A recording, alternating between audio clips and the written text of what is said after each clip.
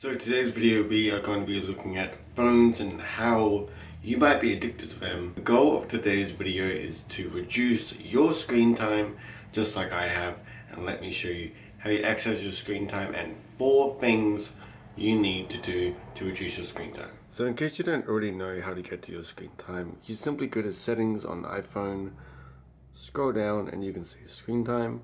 You might need to enable this, so if you haven't do it already, as you can see my average is 3 hours and 27 minutes per day, and if we go to weekly, daily average 327, 314, 340, 323, so it's about the 3.5 hour mark. Now admittedly, I have 2 phones. This phone is my personal phone where I have all my friends, my family, all my social life and everything. This phone is literally only for business, and admittedly I only use this for about 20-30 minutes a day.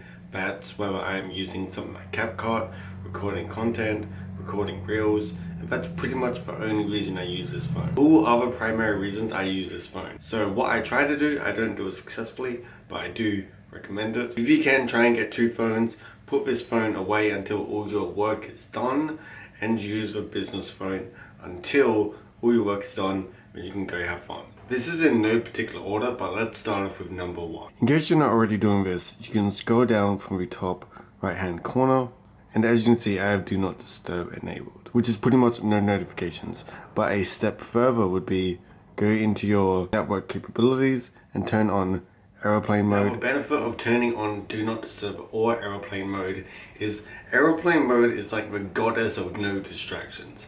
Do not disturb is pretty much no distractions. And the use of... I nearly dropped my phone. If you have one phone and you use it for everything and you have millions of notifications, I know I wake up every single day and I have like 40 notifications on stuff I honestly do not care about. I've not turned off the notifications, so that's why I nearly always keep my phone on personal mode or do not disturb mode, because it's just full of junk. I don't care about the Kardashians on Twitter, even though I get notifications for that. You give it a shot for a couple of days or at least a week, and put your phone in do not disturb mode when you're trying to get work done, or take it one step further and put it on airplane mode, so therefore no one can contact you whatsoever. If you got the latest update on your iPhone, you more than likely have this feature.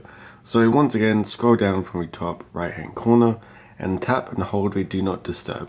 As you can see, you got personal mode, work mode and sleep mode. Now throwing it up on screen, I use do not disturb like I said before whenever I'm trying to get stuff done, whether it be these videos, whether I'm trying to do something that's important to me and I do not want to be disturbed. Personal mode for me is where only 5 people can contact me. That's my parents, and that's my close friends, and those are the only things that I will get notifications for, and every other notification is disabled. If you want me to create a short form video about that, then I can if you don't already know how to do it, but it's pretty easy to configure the setting.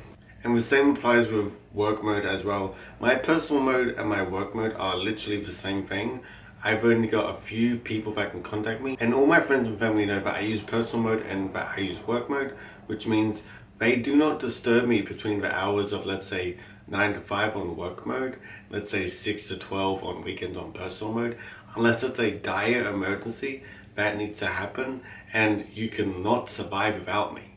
Then after I've gotten all my work done because I'm concentrated, then after I'll turn off my work mode or my do not disturb mode, and I'll just reply to everything that I missed. So if you're a content creator and you only want a few people to just contact you, whether that be your mom, your dad, your brother, your sister, your girlfriend, your boyfriend, whatever it may be, you can set it up in personal mode or work mode for only those people to contact you, so you'll only get notifications from them and nothing else like Twitter or whatever it may be. Sleep mode, I have a schedule of when I sleep, so I typically sleep from 8 p.m. all the way until 4 a.m. That's my regular time I sleep, and I've got it set up where my schedule is 8 to 4. My phone automatically knows when to turn on sleep mode.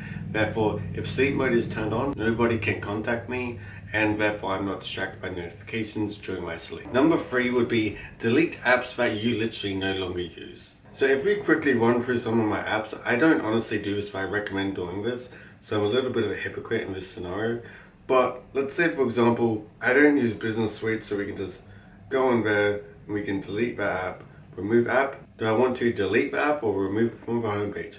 I want to delete the app because I literally never use it. Let's look at another one. Video Leap, I don't use it anymore. I tried it for one day and it's a free trial thing, and that's gone too.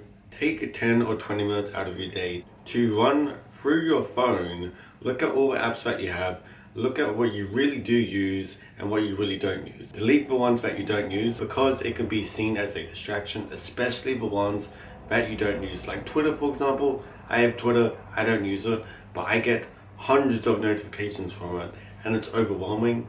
Is it necessary? No. So I should delete my Twitter because I don't use it, and I have unnecessary notifications that I see that's taking up my brain capacity, and I don't even use it. So what's the point of that? So delete apps you don't use because it's pointless them being there. Number 4 is optimizing your settings so you can get full efficiency and productivity from your iPhone. Raise to wake, in case you don't already know what it is. Right now my display is off, as you can see, but if I raise it towards me, it automatically comes back on. However, with my personal phone, since I use this more, I've optimized it more correctly to less distract me. So right now it's not working. And whoa, it didn't turn on. But with my other phone, since I've not optimized it, automatically coming on, and therefore I'm suddenly going to get distracted. So part 1 of this would be turning off raise to wake. And I will show you how to do that, so follow along with me.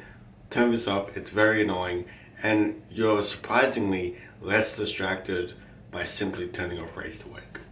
To do this, it's actually very simple. So go to settings, then scroll down until display and brightness, then scroll down all the way again and tap off raise to wake if it's already enabled.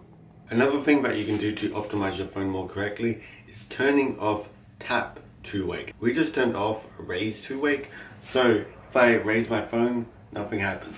However, if I still tap on my phone, suddenly it turns on. However, with my personal phone, it doesn't turn on. So how do you do this? Let me show you.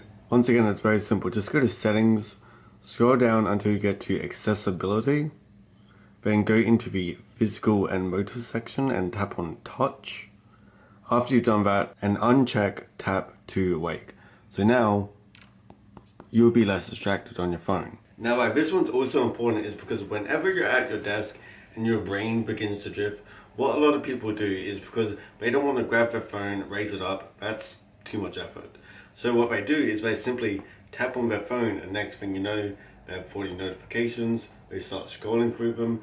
Next thing you know, that hour of concentration has just gone in a few seconds because you just got distracted by 40 different notifications, and you still got an hour of your video to go and edit. Tap to wake is actually very beneficial because now for me to actually turn on my phone, let's say it's on your table, I can't just tap it, and if you're gonna tap the side button, it's gonna slide around. So I have to physically grab my phone with my hand, raise it up, tap the power button. Therefore, it's a little bit annoying to turn on my phone. I don't want to do that all the time. Another thing that you can do is turning on grayscale mode. Pretty much what this is black and white mode. It makes the phone extremely boring. I don't do it because it's ugly.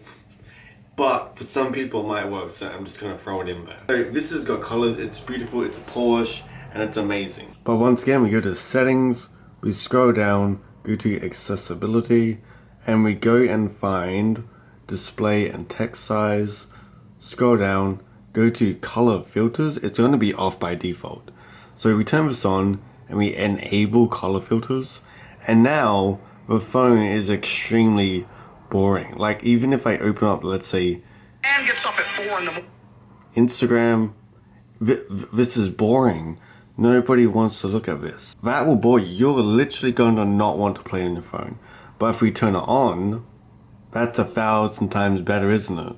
You can see all this different stuff. The grayscale mode, that's for the hardcore people that just want to destroy their dopamine, have no dopamine throughout the day whatsoever. I recommend this, I don't do it, but if you want to take it one step further, then turning on grayscale mode can help, because it makes your phone extremely boring.